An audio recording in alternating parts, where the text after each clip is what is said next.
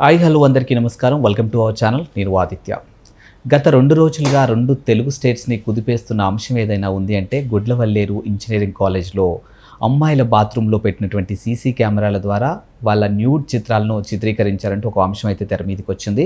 మరి వాస్తవానికి కొంతమంది మాట్లాడుతున్న అంశాలు ఏంటంటే ఇప్పటివరకు అక్కడ ఎలాంటి సీసీ కెమెరాలని చూపించలేదని, ఎలాంటి వీడియోలు బయటికి రాలేదని కొంతమంది మాట్లాడుతుంటే, లేదు 100% అక్కడ వీడియోలు చిత్రీకరించారు, దాదాపుగా 300 వీడియోల్ని అమ్ముకున్నారంటూ ఒక వర్గం నుంచి ఒక వాదన అయితే వినిపిస్తూ ఉంది. మరి ఈ అంశాన్ని పోను రాజకీయ రంగు పులుముకుంటుందంటూ ఒక వాదన కూడా వినిపిస్తుంది. మరి ఈ అంశం గురించి మాట్లాడడానికి ప్రస్తుతానికి మనతో పాటు స్టూడియోలో ఉన్నారు ప్రముఖ పొలిటికల్ అనలిస్ట్ కేవీ ప్రసాద్ గారు. సో సార్ని అడిగి వారి విషయాలు తెలుసుకున్నారు. సార్ నమస్కారం. సార్ నమస్తే అండి.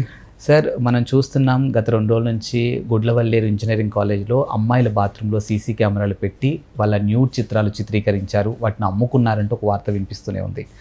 కానీ పోలీస్ డిపార్ట్మెంట్లో ఒక స్టేట్మెంట్ ఇవ్వడం జరిగింది.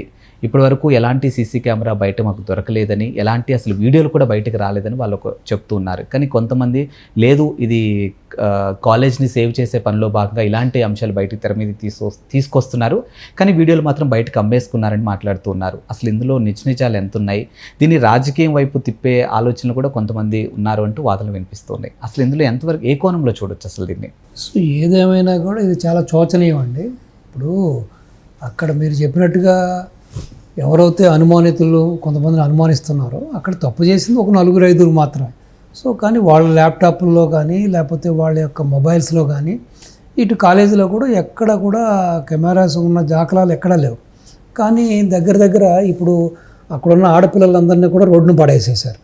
సో వాళ్ళందరికీ కూడా అదొక మచ్చ. ఇప్పుడు బయట ప్రపంచంలో కూడా బయటకు వస్తే ఏమో ఈ అమ్మాయిది కూడా ఉందేమో, ఇప్పుడు రేపొద్దున పెళ్ళిళ్ళు అవ్వడానికి అయినా లేకపోతే ఎక్కడికైనా జాబ్కి వెళ్ళే టైంలో కూడా ఇది ఒక డెంట్ లాంటిది. సో మొత్తం ఆడపిల్లల యొక్క జీవితాలకు ఈ విధమైన మరక అంటించడం అనేది చాలా దుర్మార్గం ఇది. సో ఈవెన్ వీళ్ళు కూడా కాస్త సమన్వయం పాటించి మరీ రోడ్డెక్కి హల్చల్ చేయకుండా ఉంటే బాగుండేది. సో కాముగా పోలీసులు వచ్చి అన్నీ చెక్ చేసి లేదన్నప్పుడు అంతటితో వదిలేస్తే బాగుండేది. సో కొంతమంది ప్రేరేపించారు కాబట్టి కొంతమంది విద్యార్థుల రూపంలోనూ కొంతమంది రాజకీయ నాయకుల రూపంలో కూడా వీళ్ళందరినీ కూడా కొంచెం ప్రొవోక్ చేయడం జరిగింది. సో దానికి వీళ్ళు కూడా కొంతమంది రెచ్చిపోయి సో వాళ్ళే బయటేసుకున్నారు. సో ఒకటి అక్కడ జరిగింది పొరపాటు, అక్కడ ఏమీ లేకుండానే ఈ పిల్లల మీద బురద వేయడం అన్నది అది మహా తప్పది. సో రెండోది వీళ్ళు కూడా కొంచెం తొందరపడ్డారేమో అనిపిస్తుంది, ఆ ట్రాప్లో పడ్డారేమో అనిపిస్తుంది. సో ఏదేమైనా విద్యార్థుల జీవితాలతో ఇటువంటి ఆటలాడడం అనేది చాలా పొరపాటు. రెండోది తీసుకుంటుంటే ఇప్పుడు రాను కూడా క్వాలిటీ ఆఫ్ ఎడ్యుకేషన్ తగ్గిపోయింది, డిసిప్లిన్ తగ్గిపోయింది, ఆ యొక్క లీడర్షిప్ క్వాలిటీస్ తగ్గిపోయినాయి. సో ఇటువంటి యొక్క పరిణామాలు అన్నీ కూడా ఏంటంటే చాలా చేటు కలిగిస్తాయి. మీరు చూసుంటారు ఒక్కొక్కనప్పుడు ఏంటంటే ఇప్పుడు ఈ రోజున భారతదేశంలో ఉన్న టాప్ పొలిటీషియన్స్ తీసుకుంటే even across the world, across the globe, ఎవరు కూడా చూస్తే మీరు ఆ స్కూల్ డేస్ నుంచి కాలేజ్ డేస్ నుంచి వచ్చిన వాళ్ళే సో మంచి నేతలుగా కూడా తీసుకున్నారు. దానికి ఫైనెస్ట్ ఎగ్జాంపుల్ మన ప్రస్తుత స్టేట్లో తీసుకుంటే చంద్రబాబు నాయుడు గారు. ఆ స్కూల్ డేస్ నుంచి కాలేజ్ డేస్ నుంచి ఆయన ఏ విధంగా రూపాంతరం చెందాడు, ఏ విధంగా ఆ తర్వాత రాజకీయ నాయకుడిగా చేయడం, ఈ రోజున ప్రపంచం మనల్ని ఏ విధంగా పొందుతున్నాడు చూస్తున్నాం.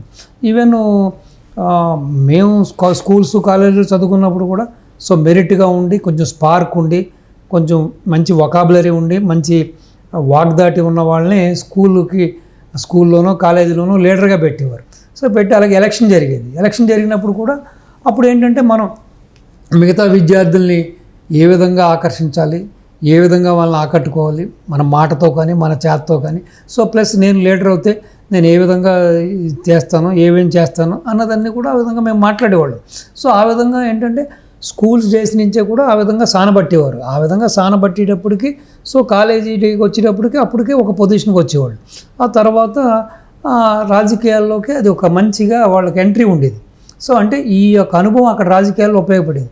ఇప్పుడు చూస్తుంటే కూడా ఈ గాలి విషయాలు, ఈ చెత్త విషయాలు ఎంతసేపు కూడా ఏంటంటే ఈవెన్ పిల్లలు కూడా ఓకే కాలేజీ అయిన తర్వాత అన్ని పనులు చేస్తారు పిల్లలు, చిలిపి పనులు చేస్తారు, అన్నీ చేస్తారు. ఏదేమైనా కూడా ఈ విద్యార్థులు కూడా ఒక లిమిట్స్లో ఉండటం మంచిదండి. సో పెళ్ళి అయిన తర్వాత శోభనం చేయవలసిన పనులు కాలేజీలో చదువుకుంటూ ఉన్నప్పుడు ఓయూ రూములకి వెళ్ళి అటువంటి చిల్లర పనులు చేయడం అనేది కూడా సమర్థనీయం కాదు. సో వాళ్ళకు కూడా వాళ్ళ ఎమోషన్స్ ఫీలింగ్స్ కూడా కట్టడి చేసుకోవాలని పని ఉంది.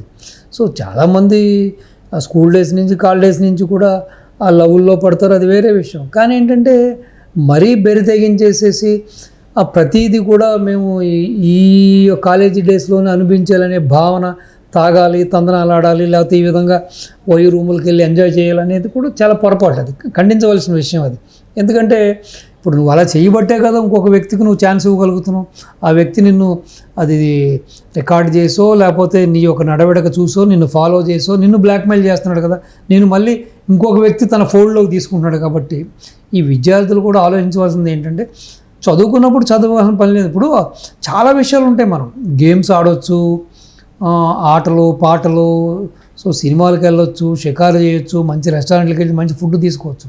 కానీ మరీ బరి తెగించేసేసి కాలేజీ డేస్ నుంచే మనం శారీరక ఆనందం పొందాలనుకోవడం అనేది చాలా పొరపాటు, అది ఖండించవలసిన విషయం అది. సో ఎందుకంటే దానికి there is a limit for everything. ఇప్పుడు ప్రతిదానికి ఒక సిస్టమ్ ఉంటుంది, దానికి లిమిట్ ఉంటుంది. సో ఓకే, ప్రేమించుకున్నారు, ఒకరికొకరు ఇష్టపడ్డారు, సో తల్లిదండ్రుల యొక్క అనుమతితోటి పెళ్లి చేసుకుని తర్వాత మీరు ఏ విధంగా అయినా బిహేవ్ చేయండి, మిమ్మల్ని ఎవరు అడగరు. కానీ కాలేజీ అన్నప్పుడు, కాలేజీలో డేస్లో ఉన్నప్పుడు మీరు కూడా మీకంటూ కొన్ని బ్యారికేడ్స్ పెట్టుకోవాలి, మీకు కొన్ని నియమాలు పెట్టుకోవాలి, అతను అతిక్రమించకూడదు. సో ఎవరో ఒక నలుగురు ఐదుగురు చేసిన వలన ఈ రోజున ఎంటైర్ కాలేజీకి, ఎంటైర్ మేనేజ్మెంట్కి, ఎంటైర్ అక్కడున్న ఆడపిల్లలందరికీ ఇప్పుడు చెడ్డ పేరు వచ్చింది కదా. సో కాబట్టి ఇప్పటికైనా సరే మిగతా colleges across the India, entire ఇండియాలో కానీ, ఎంటైర్ ఏపీలో కానీ, ఎంటైర్ తెలంగాణలో కూడా పిల్లలు ఆలోచించవలసింది ఏంటంటే ఆడమ్మగా ఇప్పుడు చదువుకున్నప్పుడు చదువుకోండి, ఆటలాడేటప్పుడు ఆటలాడండి. సో అదేవిధంగా కొన్ని నియమాలు, కొన్ని యొక్క పద్ధతులు కొన్ని పాటించాలి. సో పాటించకపోవడం వల్ల నలుగురు ఐదుగురు చేసిన తప్పు ఈ రోజున మొత్తం అందరూ ఆడపిల్లలకి ఒక మాయన మచ్చగా అయిపోయింది. సో ఏదేమైనా ఇటువంటి చర్యలు మంచిది కాదు. అలాగే ఈ రాజకీయ నాయకులు కూడా ఏదో వాళ్ళ టాపిక్స్ని డైవర్ట్ చేయడం కోసమో లేకపోతే వాళ్ళ అవినీతిని కప్పిపుచ్చుకోవడం కోసమో ఇలాంటి అమాయక ప్రజల మీద, అమాయక పిల్లల మీద, కాలేజీ పిల్లల భవిష్యత్తు గురించి కూడా ఆలోచించకుండా ఇటువంటి అవాకులు చవాకులు పేలుతూ ఇటువంటి ఆరోపణలు చేసి వాళ్ళని భయభ్రాంతులు చేసి వాళ్ళు ఆ చదువుకునే టైంలో వాళ్ళని మానసికంగా ఈ విధంగా ఇబ్బంది పెట్టడం అన్నది సబబు కాదు. ఈ రాజకీయ పార్టీలు, రాజకీయ నాయకులు కూడా ఒక సమన్వయం పాటించాలి. సో ప్రతిదాన్ని రాజకీయ కోణంలోనూ ప్రతిదాన్ని త్వరను లబ్ధి పొందాలి, ఏదో విధంగా మనం ప్రజల్లో మేము ఉన్నామనేది ఒక భావన కల్పించాలి కోసం ఇలాగా ప్రజల జీవితాలతోటి లేకపోతే ఇలాంటి స్టూడెంట్ జీవితాలతోటి కూడా ఆటలాడుకోవడం అనేది సబబు కాదు, ఇది సంస్కారం కాదు, సభ్యత కాదు. ఇప్పటికైనా సరే ఇటువంటి రాక్షస క్రీడలకి చెక్ పెట్టాలి. విద్యార్థుల యొక్క జీవితాలతోటి ఆడుకోవద్దు. ఎందుకంటే ఇప్పటికే మీరు చూస్తే సర్వే చూస్తే అవుట్ ఆఫ్ 7 ఒకళ్ళు మానసిక వ్యాధితో బాధపడుతున్నారంట. సో సూసైడ్స్ ఎక్కువైపోయినాయి ఇప్పుడు ఎంటైర్ ఇండియాలో, మనకి సూసైడ్ బాగా ఎక్కువైపోయింది. సో ఆల్మోస్ట్ 4% ఏదో వచ్చేసింది అంటున్నారు మన పాపులేషన్లో సూసైడ్స్. సో ఏటా కూడా చూస్తుంటే కొన్ని వేల మంది చనిపోతున్నారు. సో ఇప్పుడు ఇటువంటి పరిస్థితులు వచ్చినప్పుడు కొన్ని వీక్ మైండ్ ఉన్న వాళ్ళు ఏమో నా వీడియో తీశారేమో, రేపొద్దున నా పరువు ఏమవుతుందని చెప్పి అటువంటి ఎక్స్ట్రీమ్ డిసిషన్ తీసుకోవడానికి కూడా ఛాన్స్ ఉంది. కాబట్టి పిల్లలకి మనం మానసికంగా ఆత్మస్థైర్యాన్ని కల్పించాలి, కానీ వాళ్ళని మరీ ఈ విధంగా మనం రకరకాలుగా వాళ్ళ యొక్క ఆత్మస్థైర్యాన్ని దెబ్బ కొట్టేలాగా లేకపోతే వాళ్ళ యొక్క మానహారణం చేసేలాగా ఉండకూడదు అనేది నా అభిప్రాయం.